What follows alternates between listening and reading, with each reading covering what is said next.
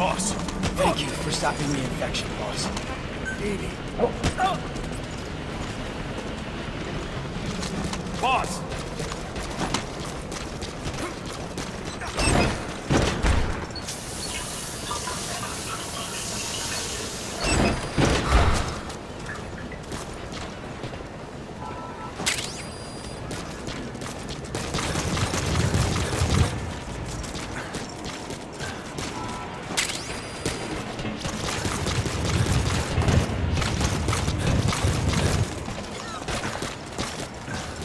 Let us know if you need supplies, boss.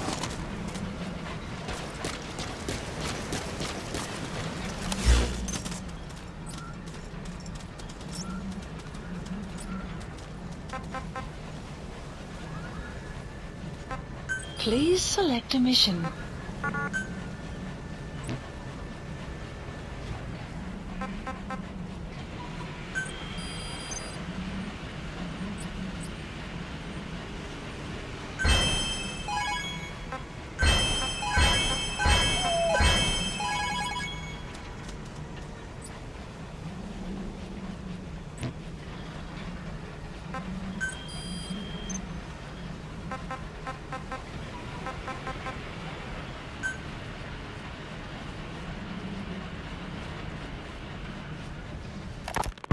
About the pathogen spreading through Mother Base. You've seen everything we've got on the outbreak. What's your opinion?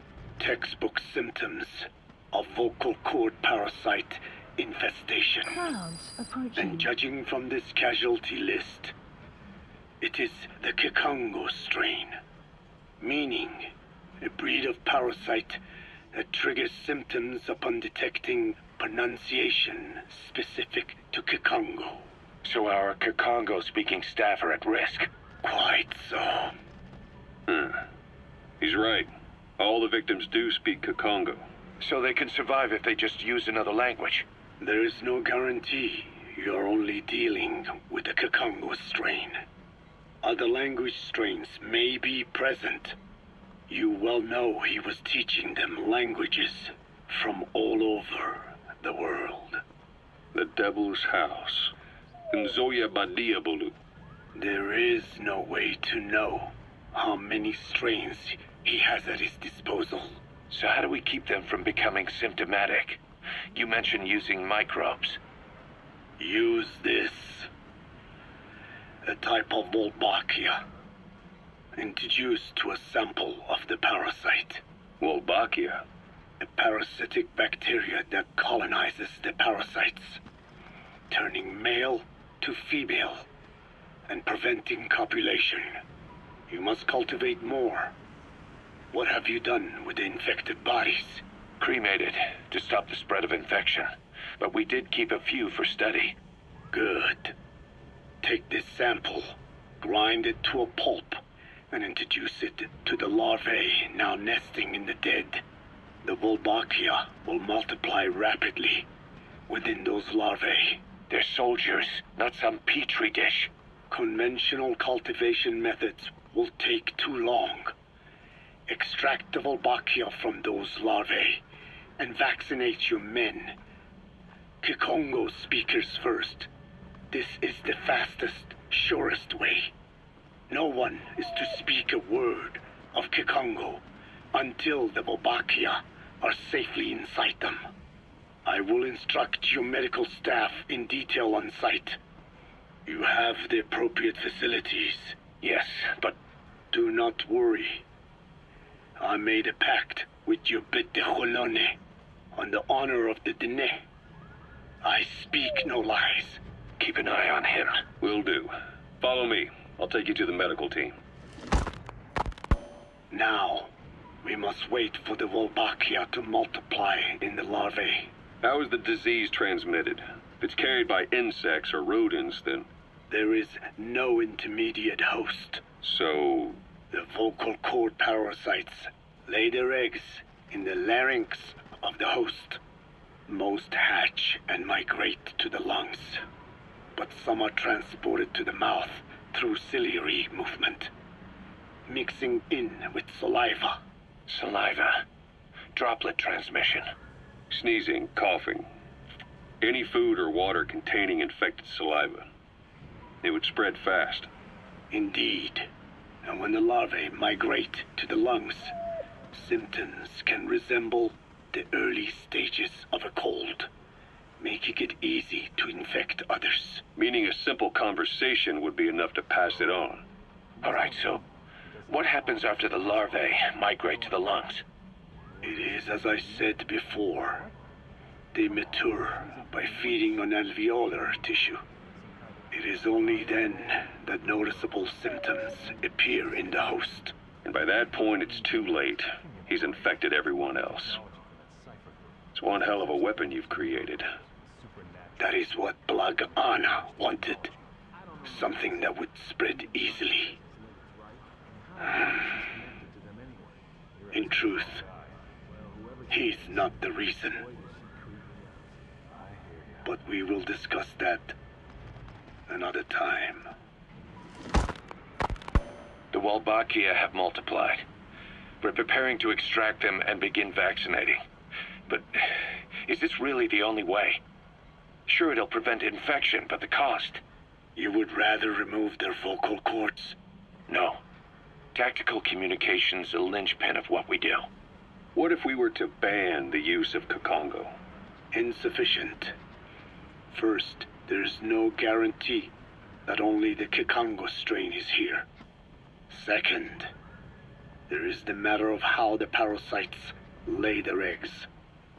Before they can copulate, they must be exposed to the pronunciation of a specific language for a period of time, like a container filling with water. But the duration between when the container is full and when the copulation actually begins varies from case to case. In other words, even if the infected stop speaking as a countermeasure, it may already be too late. The only true solution is to prevent copulation through the Wolbachia, or by physically removing the affected tissue. Do any antiparasitics work? It sounds as though you have already tried. Yeah. We tried every one there is, and nothing. I have yet to find a medicine that can remove the parasites. At best, it temporarily covers their ears. Why is that?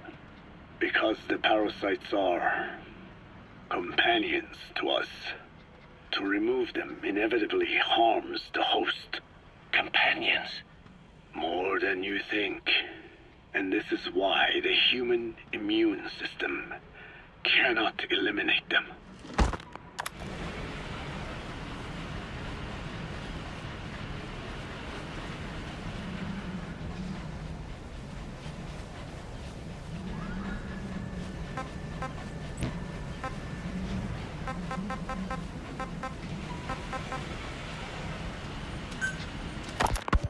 We've inoculated the staff with Wolbachia to keep them from becoming symptomatic.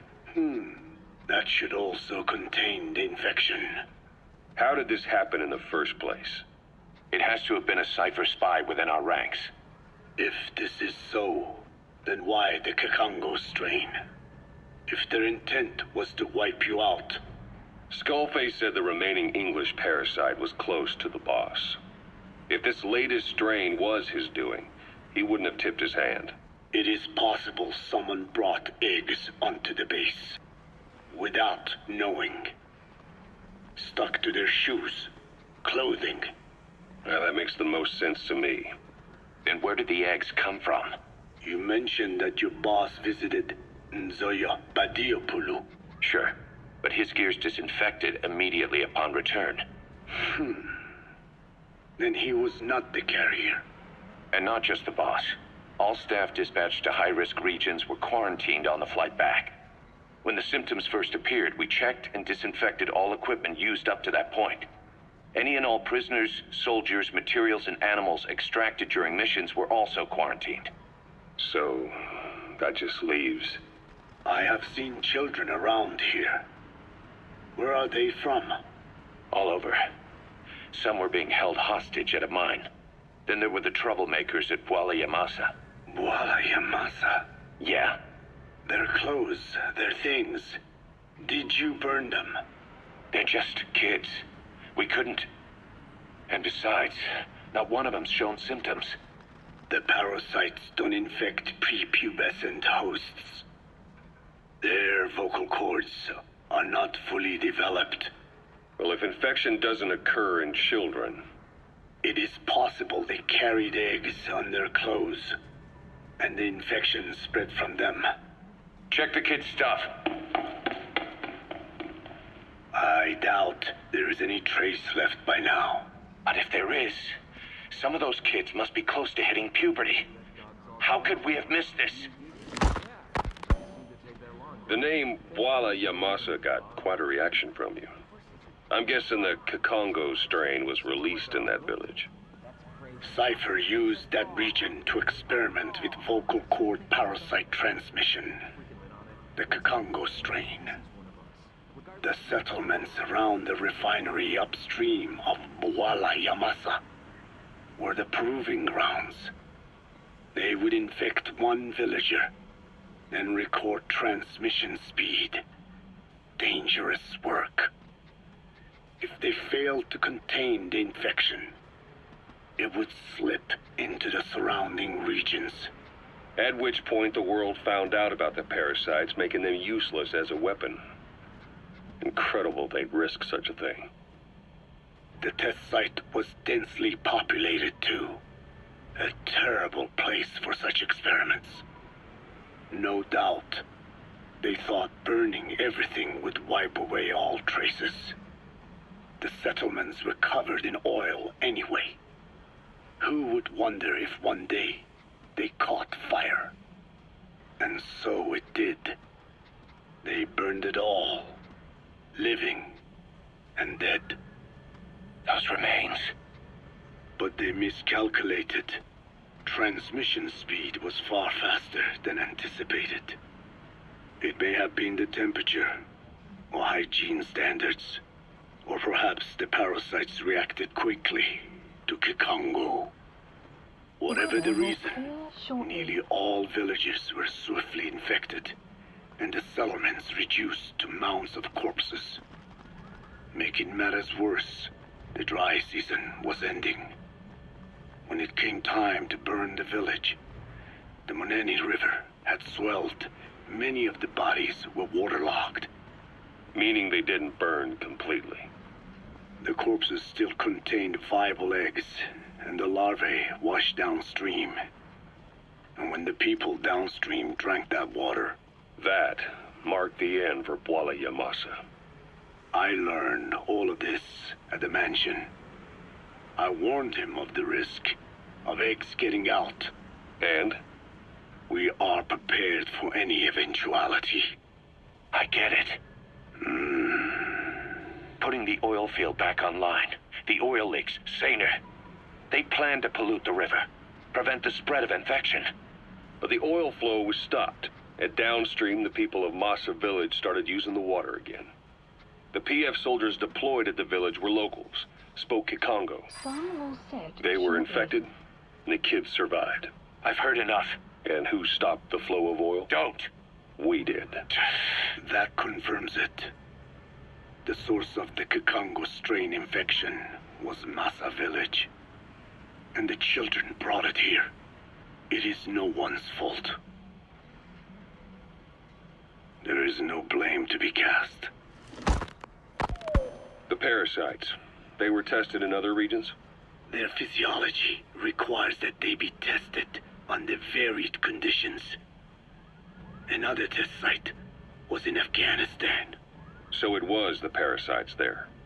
Both the Pashto and Tajik languages are spoken in the mountains of Afghanistan, and population density is low. Ideal testing grounds for how accurately the parasites target only the specified language. It is also relatively easy to prevent the spread of infection. And the results? The first test, I am told, was a success.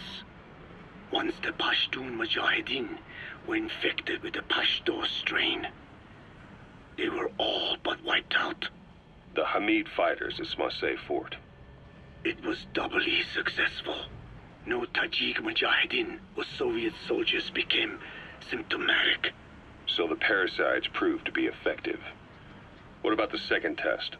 Also supposedly a success. A Pashtun village was the target. However, the original aim was to obtain samples of the infected.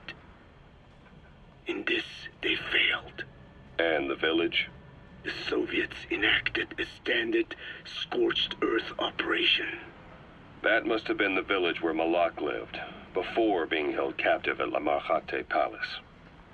Having had more time to think on it, the details shared with me may have been false. They are madmen who would do anything to cover up the truth. They certainly seem to like tossing their problems in the fire. As a boy, Skullface's life went up in flames. Perhaps that is what fuels his fixation with fire. Your Wolbachia stopped the infection all right, but I still don't get it. How can a few bacteria change males to females? I know they're only bugs, but... It is not such a rare thing in the natural world. Many insects and nematodes are infected with Wolbachia. But why? They nest in the cell cytoplasm of the host, even in the egg cells, with the result that the offspring are born infected. Mother-to-child transmission. However, Wolbachia cannot nest in sperm because they do not have cytoplasm. So even a successful infection of a male ends after a single generation. This means the Wolbachia must resort to maximizing the population of infected females. Sounds like an ethnic cleansing campaign on a tiny scale. Gender change from male to female is their survival tactic. So more females means more Wolbachia carriers, so it can keep thriving in the following generations. But the parasites in a human host are supposed to be a mating pair. If there's no male, there'll be no offspring at all. It's killing itself. Slow down. This tactic is intended for environments where a single male can copulate with multiple females. Originally, the Wolbachia did not infect the vocal cord parasites. I created a mutated strain, modifying the Wolbachia so that it could infect monogamous pairs. The Wolbachia's greatest multiplying tactic, the male-to-female change, worked against itself in the monogamous parasites. Just as you said. Then I performed repeated selection of Wolbachia strains until I achieved 100% certainty of male-to-female conversion. Creating female-female pairs, unable to reproduce. And you say the Wolbachia affects the host of the host, that is, us, cutting off our means to reproduce? It is almost certain. Of course, we will not turn female. After all, mammals possess no natural gender-changing function. But some Wolbachia strains can cause cytoplasmic incompatibility in the host. Is that some cell deformity? Put simply, it means the altered sperm of infected males kill the female's egg on contact. And that's happened to us? Yes. And yet, what occurs in humans is not just simple CI. To date, there are no cases of Wolbachia affecting humans. The fact that this strain causes this effect, is it the vocal cord parasite's affinity with humans? I do not know enough to say for sure. So the parasite warps the host. Reminds me of what Skullface said. It is the way of all organisms to create their own optimal environment. Just look at you and this base. Organisms that cannot do this are doomed to extinction. The difference with parasites is that their environment is another organism. That creates a connection between life and life. Parasitism, symbiosis, or death. In this way, the host too is challenged to adapt.